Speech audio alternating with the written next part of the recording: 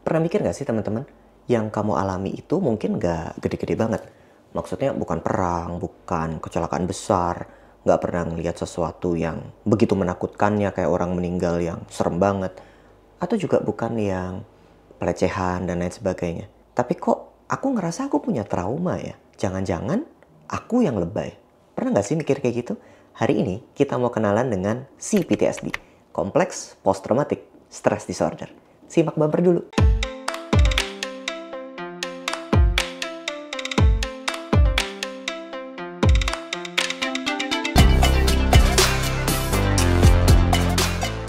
Halo semuanya, kembali dengan saya, Dr. Jimmy Ardian, spesialis kedokteran jiwa dari Wellspring Indonesia. Saya seorang traumaterapis. Hari ini kita mau ngobrol tentang CPTSD, Kompleks Post Traumatic Stress Disorder. Mungkin bingung dengan kata kompleks kali ya. Teman-teman pernah dengar Post Traumatic Stress Disorder?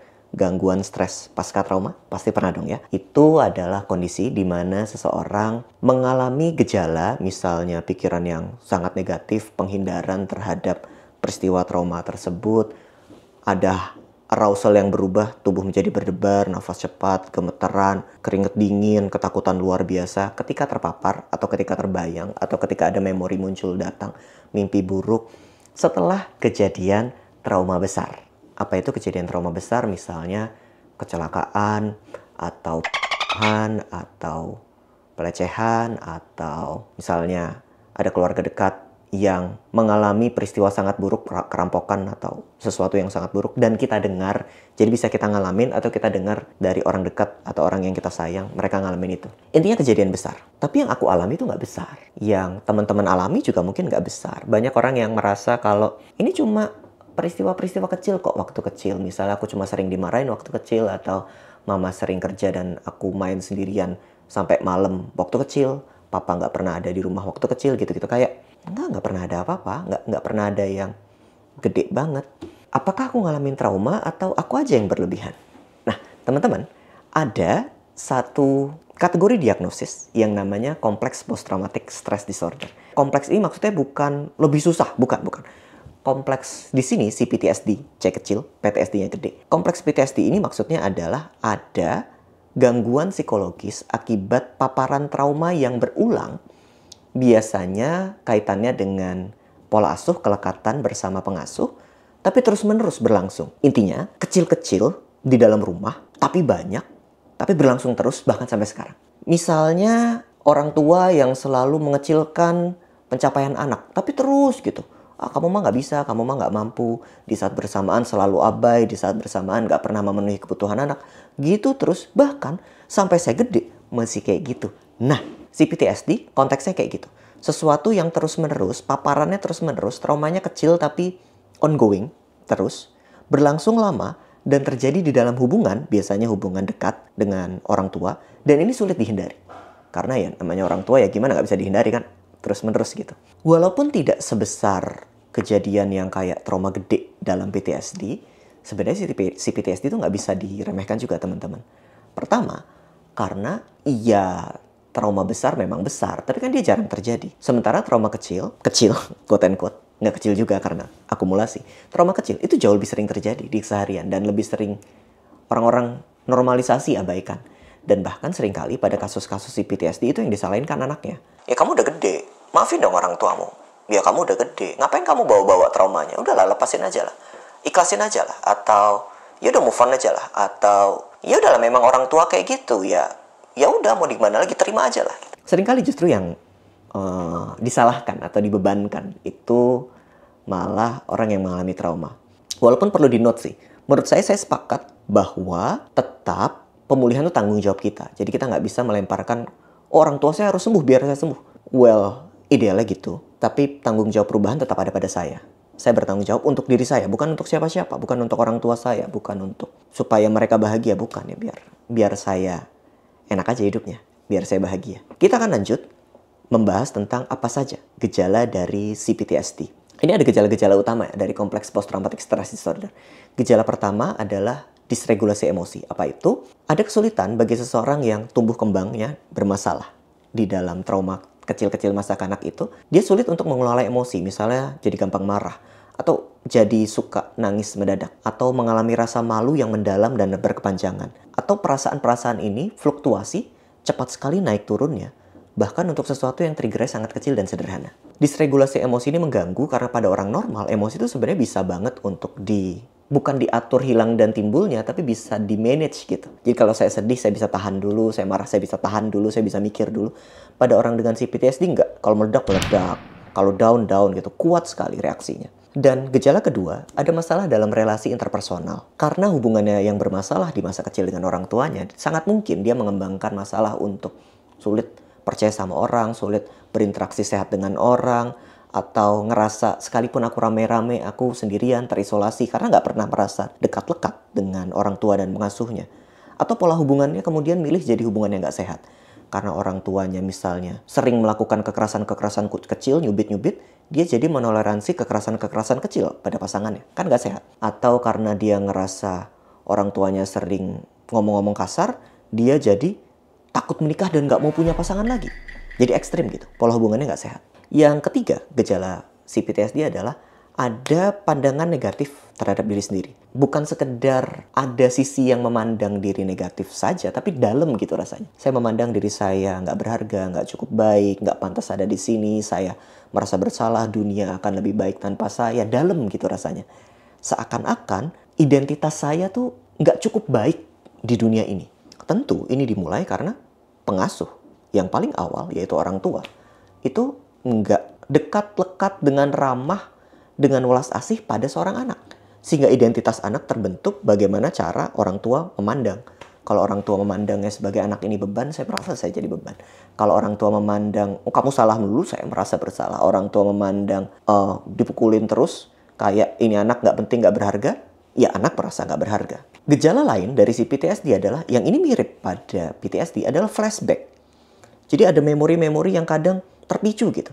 Dan biasanya flashback ini bisa muncul sendirian dengan atau tanpa trigger. Jadi misalnya kita lagi bingung, tiba-tiba ada memori datang, emosi kita terganggu. Nah itu flashback. Atau kita ke-trigger sesuatu di masa kini. Misalnya di masa kini atasan lagi nyebelin, tiba-tiba teringat dulu.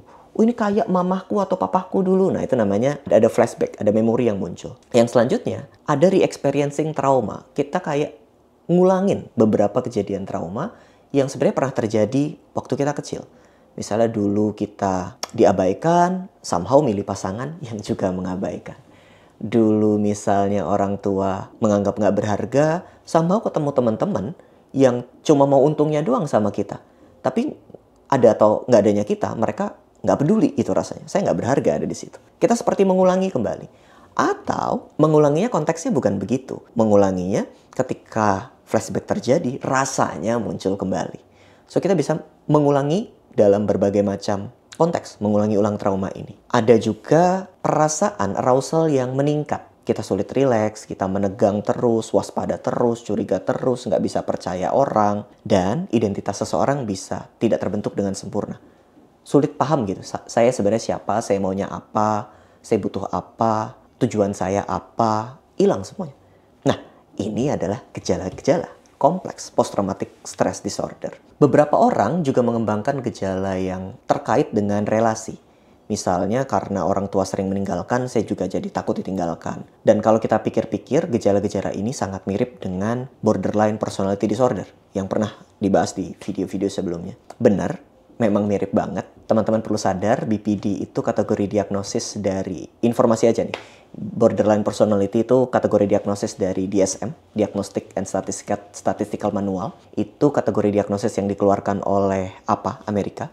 Sementara CPTSD adalah kategori diagnosis yang dikeluarkan oleh WHO melalui International Classification of Disease. Jadi sebenarnya ini dua sudut pandang yang berbeda aja. Tapi kalau kita baca-baca memang sangat mirip. Dan pada BPD juga banyak ditemukan dari penelitian, orang dengan BPD itu mengalami trauma masa kecilnya. Jadi mungkin beberapa orang akan menyambungkan kedua hal ini, CPTSD, BPD, gitu-gitulah. Anyway, kembali. Dampak dari BPD. Jadi salah. Dampak dari CPTSD adalah secara psikologis kita jadi bermasalah. Secara fisik ada masalah karena otot menegang dan lain sebagainya, ada masalah gangguan tidur terkait stres. Dalam hubungan juga bermasalah. So, CPTSD ini nggak semata-mata sesuatu yang terjadi di masa lalu, tapi dampak dari sesuatu yang terjadi di masa lalu pada kondisi kita sekarang. Emosi, depresi, cemas, self-harm, kecanduan, masalah fisik, otot menegang, masalah hubungan. Sehingga kita tidak bisa mengecilkan si PTSD itu semata-mata udah maafin, terima, ikhlas, sabar, move on gitu, kita nggak bisa. Perlu ada terapi yang secara terstruktur disusun untuk menangani si PTSD. Dari literatur, ada banyak sebenarnya yang bisa kita lakukan. Yang bisa kita lakukan misalnya terapi yang berbasis trauma. Eye movement desensitization and reprocessing, EMDR itu pada si PTSD terbukti baik. Atau terapi berbasis trauma misalnya somatic psychotherapy, mindfulness, internal family system, atau terapi kelompok. Itu ditemukan baik untuk kondisi-kondisi seperti ini. Atau jika diperlukan, pada kondisi yang sangat ekstrim, obat-obatan mungkin membantu. Di dalam ruang sesi, saya sering juga menggunakan teknik yang saya kembangkan sendiri, yaitu emotion releasing process. By the way, teman-teman, kalau teman-teman pengen ERP dibahas secara terpisah, ada beberapa yang di video sebelumnya itu bilang, tolong ERP dibahas di YouTube, membership nggak apa-apa deh. Sebenarnya saya kepikiran lama sih, tapi kalau teman-teman setuju, tulis dong di kolom komentar. Saya lagi mikirin nih, iya atau enggak gitu. Bahas spesifik, jadi ada latihan khusus di dalam video-video tersebut apa yang bisa dilakukan ERP di rumah gitu misalnya. Tulis di kolom komentar ya. Kembali, di ruang sesi saya bahas tentang emotion releasing process, melepaskan emosi dari memori traumatik. Bagaimana menolong sisi diri kita yang terluka di masa lalu. Pada si PTSD kesulitannya adalah ini berlangsung jangka panjang. Sehingga ada banyak momen-momen traumatik yang seperti mengait kita. Butuh satu persatu memproses memori demi memori traumatik sehingga kita tidak lagi terkait terus-menerus dengan memori traumatik tersebut. Dan itu bisa dilakukan. Tapi kalau kita hanya menerima, memaafkan, sabar, mengikhlaskan, move on, emosinya nggak akan selesai. Karena emosinya stay dalam memori-memori tersebut. Cuman, terlepas dari telaten, itu kan prosesnya lumayan ya, butuh waktu ya rekan-rekan. Di dalam proses tersebut, kadangkala kita butuh sesuatu yang immediate, butuh yang segera untuk menenangkan emosi. Beberapa strategi itu penting bisa kita lakukan, misalnya journaling, grounding, olahraga, self-care, atau kalau sulit banget ya langsung aja cari pertolongan profesional. Itu perlu dilakukan karena proses pemulihan mungkin tetap butuh waktu, walaupun lebih baik memulai daripada nggak mulai sama sekali, jadi ya waktunya jalan, nggak ada perbaikan apa-apa gitu. Si PTSD di sini bukan kelemahan, ini adalah usaha tubuh kita untuk melindungi diri kita. Jadi mari tidak hakimi dirimu karena seakan-akan kamu adalah orang yang sakit, bermasalah, mengalami trauma gitu. Enggak, ini tubuh kita berusaha melindungi diri kita aja.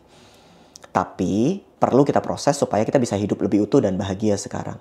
Si PTSD bukan sesuatu yang bisa akan hilang dengan diabaikan, bersyukur, lupain masa lalu. Kita butuh dengan sengaja memproses emosi di dalam memori traumanya sehingga kita nggak lagi terganggu. Dan pemulihan tuh mungkin kok. Trauma itu bisa sembuh teman-teman. Bukan sesuatu yang harus kita bawa seumur hidup. Dan anyway, sebenarnya nggak harus dibawa seumur hidup. Kita bisa untuk pulih.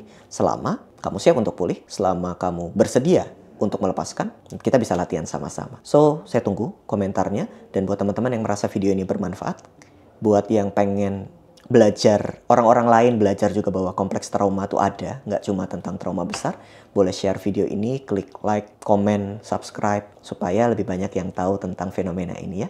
Semoga video ini bermanfaat, sampai jumpa di video selanjutnya. Bye-bye.